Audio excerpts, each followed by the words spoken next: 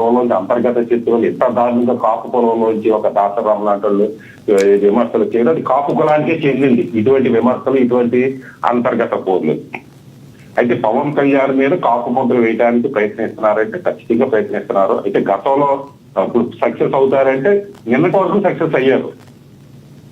ఒక దాసనారాయణరావు పార్టీ పెట్టినప్పుడు దాసనారాయణరావు కులముద్ర వేసి మీరు ఎవరు వెళ్ళకండి, కాపులు ఎవరు వెళ్ళకండి రిజర్వ్ చేసి దాసనారాయణరావు అనే అన్పాపులర్ చేతుల్లో కానీ ఫెయిల్యూర్ చేతుల్లో కానీ, చిరంజీవి గారు పార్టీ పెట్టినప్పుడు చిరంజీవి గారి పార్టీకి వ్యతిరేకంగా మీరు పనిచేయండి, చిరంజీవి గారి పార్టీకి మీరు మద్దతు ఇవ్వడం కానీ కాపుల్ని లోపరుచుకోవడంలో కానీ, లేదా 2019లో పవన్ కళ్యాణ్ గారి కాపు నాయకుడు అక్కడ పార్టీకి మద్దతు ఇవ్వకుండా అని ఒత్తిడి తేవడంలో కానీ సక్సెస్ అయ్యారు, ఖచ్చితంగా సక్సెస్ అయ్యారు కాదని అంటారు. అయితే ఇప్పుడున్న పరిస్థితులు వేరేది. ఈ సోషల్ మీడియా యుగంలో నిన్న సోషల్ మీడియా లేకుండా మీడియా ఉంటుంటే, తెలుగుదేశం మీడియా, వైసీపీ మీడియా ఉంటుంటే ఇప్పుడు కూడా సక్సెస్ అయ్యి ఉండేవారు. అయితే సోషల్ మీడియా ఉన్న యుగంలో కులం కూడా చైతన్యం అయ్యింది. కుల నాయకులు చైతన్యం కాకపోవచ్చు, కుల సంఘాలు చైతన్యం కాకపోవచ్చు, కానీ కులం చైతన్యం అయ్యింది. ఇప్పుడు ఏ వర్గాలైతే పవన్ కళ్యాణ్ మీద కులముద్ర వేద్దారని ప్రయత్నిస్తున్నాయి ఆ వర్గాల కుట్రలు చెల్లవు, వాళ్ళ వర్గాల యొక్క పార్టీ పేరు పారవని నేను చెప్పగలనండి. పాయింట్ ఏంటంటే చెప్పండి, కుల సంఘాలు అనేవాళ్ళు ఇందాక మన టీడీపీ అధికారులు గారు అనుకుంటా ఆయన మాట్లాడినట్టుగా కుల సంఘాల వాళ్ళు అనేవాళ్ళు కులం గురించి పోట్లాడాలి. ఎందుకు మా కాపులకు రిజర్వేషన్ కావాలి, లేదా మా కాపులకు ఈడబ్ల్యూఎస్ కావాలి, లేదా మా కాపులు కార్పొరేషన్ కావాలి, మా కాపులకు ఇది కావాలి అది కావాలి, లేదా మా కాపులకి ఏదో రక్షణ కావాలి అని పోరాడాలి. అంతేగాని పవన్ కళ్యాణ్ ఎవరితో పొత్తెట్టుకోవాలి, పవన్ కళ్యాణ్ ఏ చొక్కా వేసుకోవాలి, పవన్ కళ్యాణ్ ఎప్పుడు విడాకులు ఇవ్వాలి, పవన్ కళ్యాణ్ ఏం మాట్లాడాలి, పవన్ కళ్యాణ్ ఎవరికి ఇంటర్వ్యూలు ఇవ్వాలని నిర్ధారించే స్థితిలో కుల సంఘాలు వెళ్ళకూడదు. చాలా దౌర్భాగ్యమైన పరిస్థితుల్లో కుల సంఘాలు వెళ్ళిపోయింది సార్. ముందు అసలు భారతదేశంలో ఉన్న కుల సంఘాల్లో 90%, భారతదేశం కాదంటే ప్రపంచ కుల సంఘాలు ఉంటే ఆ కుల సంఘాల్లో 90% కాపు తెలక పరిచే ఒంటరి నుంచే ఉంటారు సార్. ఈ ఈదులో ఒక కుల సంఘం ఉంటారు, ఆ ఈదులో ఒక స్థలం ఉంటుంది. ఇది జాయింట్ యాక్షన్ కమిటీ, అది జాయింట్ యాక్షన్ కమిటీ. వీడికి వాడికి పడదు, వీడికి పడదు. ఎందుకంటే వీడు అందులోకి వెళ్తే మళ్ళీ అధ్యక్షుడు అనిపించుకోవడం, ప్రతి ఒక్కరు అధ్యక్షుడు అనిపించుకోవాలి. ఈ కుల సంఘాలు వీళ్ళందరూ కూడా స్వయం ప్రకటిత కుల సంఘాలు. డాక్టర్ రాము కూడా స్వయం తనకు తాను ప్రకటించుకున్నాడు. ఇది సౌత్ ఇండియా బలిత జాయింట్ యాక్షన్ కమిటీ అధ్యక్షుడు అనేది తనకు ప్రకటించుకున్నది ఎవరిని ఎన్నుకోలేదండి. ఇటువంటి వ్యక్తులు ఒక రాజకీయ పార్టీ మీద ఒత్తిడి తీసుకురావడం అనేది ముమ్మాటికి తప్పు సార్. నేను దాసరాము గారు ఆవేదనలో అర్థం లేదంటే అర్థం ఉంది. అయితే మీరు ఎంతవరకునే పవన్ కళ్యాణ్ ఎలాగో ఆ కమ్మలతో గుర్తుకొట్టిన పవన్ కళ్యాణ్ పార్టీ పెట్టింది 2014లో, పోటీ చేయలేదు 2019 నుంచి అతను పార్టీని లెక్కేసుకోవాలి. మరి 1956 నుంచి 2019 వరకు ఇదే కాపులు తెలుగుదేశాన్ని గెలిపించుకొచ్చారు, వైసీపీకి గెలిపించుకొచ్చారు, ఇంకా లోతుగా మాట్లాడాలంటే రెడ్డిలకి గెలిపించుకొచ్చారు, కమ్మలు గెలిపించుకొచ్చారు. రంగా చంపేశారు అన్నప్పుడు 89లో రెడ్లు గెలిపించారు. మరి ఇదే కాపులు 94లో కమ్మలు గెలిపించారు. ఇదే ముద్రగడ పద్మనాభం, ఇదే దాసరాము, ఇదే కుల సంఘాలు కమ్మ ప్రభుత్వానికి మద్దతు ఇచ్చినాయి. ఈ కాపు సంఘాలు కానీ, కాపు నాయకులు కానీ, కుల సంఘాలు కానీ వీళ్ళందరూ కూడా ఒకటి ఇటు ఉండొచ్చు. కానీ ఇప్పటికీ తెలుగుదేశం వెనకాల కాపులు ఉన్నారు, ఇప్పటికీ రెడ్డి వెనకాల వైసీపీ వెనకాల కాపులు ఉన్నారు. మరి పవన్ కళ్యాణ్ వచ్చిందా పొత్తులు పెట్టుకోవడం అంటే మీరు లేనప్పుడు కూడా మీరు రెడ్డి కమ్మలు గెలిపించుకుంటూ వస్తున్నారు కదా. వాళ్ళు మీరు ఏమైనా మడిగట్టు కూర్చున్నారా? మేము ఎప్పుడు ఎలక్షన్ లో పార్టిసిపేట్ చేయలేదు, మేము కాపులంతా మడిగట్టు కూర్చున్నాం. పవన్ కళ్యాణ్ వచ్చేది కాబట్టి మడి ఇప్పుడు మేము రాజకీయాల్లోకి వచ్చావు, పవన్ కళ్యాణ్ ఎలా చేస్తున్నాడు అంటానికి. ఇప్పుడు కాపు కార్పొరేషన్ నిధులు ఇవ్వటం లేదు. మనం జగన్మోహన్ రెడ్డి కాపు కార్పొరేషన్ నిర్వీర్యం చేసినప్పుడు ఈదుల్లోకి వచ్చి పోరాటం చేస్తుంటే ఇవాళ చంద్రబాబు నాయుడు గారు ముక్కు పిండి అడిగేవాళ్ళని. లేదు అడుగుతావా చంద్రబాబు నాయుడు గారిని ఒత్తిడి తీసుకురండి. అరే 20 సీట్లు ఉన్నవాడు ఏం తీసుకొస్తాడు? ఈ కాపులకు కానీ, కాపు నాయకులకు కానీ, లేదా అణగారిన వర్గాలు కానీ నేను ఒక చరిత్ర చెప్పాలి సార్, మీరు అనుమతిస్తే. చెప్పండి. భారతీయ జనతా పార్టీ అనేది 1951లో స్టార్ట్ అయింది సార్. ఆ తర్వాత ఆ పార్టీ 1975లో జనతా పార్టీలో కలిపేసింది సార్. మళ్ళీ జనతా పార్టీలోంచి ఇడిపోయి భారతీయ జనసంఘ అనేది జనతా పార్టీ 1980లో స్టార్ట్ అయింది సార్.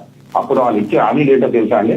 రామ జన్మభూమి, కామన్ సివిల్ కోడ్, ఆర్టికల్ 370 అయ్యింది. 1980లో 86లో ఇచ్చిన హామీలు నెరవేర్చడానికి ఇప్పటికీ common civil code నెరవేర్చలేకపోయింది sir. Bharatiya Janata party 1980 నుంచి 2 సీట్ల నుంచి స్టార్ట్ అయ్యి ఈ రోజున ప్రపంచాన్ని శాసించే స్థితికి వెళ్ళిందంటే కొన్ని దశాబ్దాలు పట్టింది. ఈ ఏపీ పవన్ కళ్యాణ్ అనేవాడు ఏమి కాపుని సాధించలేదు ఏమి సాధించేస్తారు సార్? అసలు ముఖ్యమంత్రి అవుతేనా? ఒక పక్కన దాసరామే అంటున్నాడు జనసేన పార్టీ వెనకాల తాడు బొంగరం లేని వాళ్ళు ఉన్నారని. పవన్ కళ్యాణ్ చెప్పేది అదే, అరే నా వెనకాల తాడు బొంగరంలో ఉన్నారో మీరు తాడు బొంగరం సంపాదించుకునే వరకు కూడా ఒక ఏదో పొత్తుతో పెట్టుకుని ముందు మీరు నిలదొక్కుంటాం అంటాం అని ఆయన వెళ్తున్నాడు. ఒక పక్కనేమో దాసరామ అంటాడు తాడు బొంగరం లేదు అంటాడు జనసేనకి, ఇంకో పక్కన మీరు సీఎం మనకు అన్ని ఉన్నాయి సీఎం కింద పోటీ చేసేయండి అంటాడు. ముందు ఈ రాష్ట్రరాము కానీ ఇంకో కాపు నాయకులు కానీ మీ స్టాండ్ ఏంటి నిర్ణయించుకోండి. ముందు మీ కుల సంఘాలంతా ఏకమయ్యండి, మీ కుల నాయకులంతా ఏకమవ్వండి. బయటికి తీసుకురండి. మీరందరూ ఇంకా మేమంతా మీ వెనకాల ఉన్నాం. అక్షర్ సత్యం గారు, ఇదే దాసరి రాము గారిది నేను కూడా ఒక వీడియో చూశాను. ఇదే దాసరి రాము గారికి ఒక వీడియో చూశాను. దీనికి అసలు కాపు సామాజిక వర్గం ఇంత డౌన్ అయిపోవడానికి కారణం రెడ్లు కారణము. రాజశేఖర్ రెడ్డి ఇవన్నీ చేయించుకుంటూ వచ్చాడు. రంగా గారి హత్యలో అసలు రాజశేఖర్ రెడ్డి గారి పాత్ర ఉందని చెప్పుకొచ్చిన నాయకుడు కూడా ఇదే దాసరి రాము గారు. ఆయనే మళ్ళీ ఈ రోజున వేరే రకంగా మాట్లాడుతున్నారు. ఎలా చూడాలి? అదే కాదు సార్ నేను చెప్పేది. ఇదే కాపు సంఘాలు, ఇదే కాపు నాయకులు, ఇదే కాపు కుల సంఘాలు ఏ పార్టీ అధికారులు ఉంటే ఆ పార్టీతో తగ్గు పెట్టుకోవడం, వ్యతిరేక పార్టీతోటి అది కమ్మల అధికారులు ఉంటే రెడ్డిని గెలిపించడం, రెడ్ల అధికారులు ఉంటే కమ్మలు గెలిపించడం, రెడ్ల అధికారులు ఉంటే కమ్మలకి వ్యతిరేకంగా మధ్య అనుకూలంగా మాట్లాడడం, కమ్మల అధికారులు ఉంటే రెడ్లకు అధికారులుగా మాట్లాడుకుంటూ చేసుకుంటూ వచ్చారు. మరి నిన్నటి వరకు రంగాన్ని రెడ్లు వస్తూ ఉందో రంగా తప్పించాలి అన్న వాళ్ళు ఈ రోజు ఏమైపోయిందండి? దాసరాము గారు అవ్వచ్చు, అదే ఇంటర్వ్యూలో మాట్లాడారుగా. ఇదే దాసరాము గారు, ఇదే అక్షర్ సత్యం, ఇదే మీరు, ఇదే నేను అందరూ కూడా 2019 పవన్ కళ్యాణ్ గెలిపించడం తిరిగి అప్పుడు నెగ్గలేదే. మరి మీ దాసరాము వల్ల అక్షర్ సత్యం వల్ల పవన్ కళ్యాణ్ గారు గెలిచేస్తే 2019 గెలిచేదిగా. ఒక దాసరాము వల్ల, ఒక కుల సంఘం వల్ల, ఏదో ఒక మత సంఘం వల్ల, లేదో ఒక వర్గం వల్ల ఒక రాజకీయ పార్టీ నెగ్గదు సార్. అనేక వర్గాలు మతాల కలియక ఉంటారు సార్. ఒక్క నిమిషం సార్ ఇస్తా సార్, ఇంకా ముగ్గురున్నారు ఇస్తాను. ఒక్క నిమిషం. ఇప్పటికైనా కుల సంఘాలు మీ కులం గురించి పోరాడండి. మీకు రాజకీయ పార్టీ మీద కులం ఉంటే కుల సంఘాలకు రిజైన్ చేసి వచ్చి రాజకీయ పార్టీలో జాయిన్ అయ్యి మీకు నచ్చిన పార్టీలో జాయిన్ అయ్యి పోరాడండి. అంతే తప్పించి మీరు కుల సంఘాల్లో ఉంటూ రాజకీయ పార్టీలు పొత్తులు ఎవరితో పెట్టుకోవాలి, పవన్ కళ్యాణ్ ఎవరితో ఎప్పుడు విడాకులు అని పాటించే స్థితికి రాకండి. మీరు కులాన్ని నాశనం చేయకండి. మరొకటి, మీరు 70 సంవత్సరాల్లో సాధించలేకపోయారు, ఒక సీఎం కాలేకపోయారు, ఏదో ఒక పార్టీని పెట్టి నిలబెట్టలేకపోయారు. అటువంటి పవన్ కళ్యాణ్ సాధించారు. అసలు కొంత టైం ఇవ్వండి. ఏమో లేకుండా 21 సీట్లకి వెళ్ళి సీట్కి వచ్చేది రేపు 50 సీట్లకి వెళ్తాడో, 200 సీట్లకి వెళ్తాడో, నియోజకవర్గాలు పెరిగితే ఏదో సీఎం అవుతాడో, కూటమిలో ఇద్దరి మధ్య ఒప్పందం ఉందామో, చివరి 2 సంవత్సరాలు పవన్ కళ్యాణ్ సీఎం అని చేస్తారేమో. ఏమో చూడకుండా మీ వ్యక్తిగత నా ఇంటికి రాలేదని పవన్ కళ్యాణ్ గారు, నా ఇంటికి రాలేదని ఒకడో, పవన్ కళ్యాణ్ గారు నాకు అపాయింట్మెంట్ ఇవ్వలేదని ఒకడో, మీరు ఇష్టం వచ్చిన కులాన్ని బజారుకి ఇచ్చి కులాలను అంతర్గత కక్షలు తీసుకొచ్చి వేరే కులాలు సిగ్గు చేత అయినట్టుగా మాట్లాడకండి అని మాత్రం నేను కులాన్ని ఈ కుల నాయకులకు కుల సంఘాలకు విజ్ఞప్తి చేస్తున్నాను సార్. అంబటి రాంబాబు గారి గురించి ఏం చెప్తారు మీరు? నిగ్రహంగా మాట్లాడండి. అంబటి రాంబాబు గారి గురించి ఏం చెప్తారు? ఒక మాట చెప్పండి. ఆయన కూడా ఈ మధ్య కాపుకుల టైగర్ అని చెప్పుకుంటున్నారు. ఆయన ఏం చెప్తారు సార్? మా టైగర్ గారిని, మా అంబటి రాంబాబు గారిని వైసీపీ నుంచి ముఖ్యమంత్రి అవుతే మొట్టమొదటి మద్దతు ఇచ్చి వైసీపీకి అనుకూలంగా ప్రచారం చేస్తాను సార్ నేను. ఓకే. జగన్మోహన్ రెడ్డి గారు ఇది మా అంబటి రాంబాబుని కాపుల మీద నాకున్న సింపతి తోటి కాపులకు అన్యాయం జరుగుతుంది మొదల కన్నీ చేస్తున్నారు కదా వైసీపీ వాళ్ళు. అంబటి రాంబాబుని చీఫ్ మినిస్టర్ అనౌన్స్ చేయమని, వైసీపీని చీఫ్ మినిస్టర్ చేయమని నేను మద్దతు ఇస్తా. అక్షర్ సత్యం రాంబాబు వైసీపీ రిజైన్ చేసి జనసేనలో జాయిన్ అవ్వమానండి. మద్దతు ఇస్తా.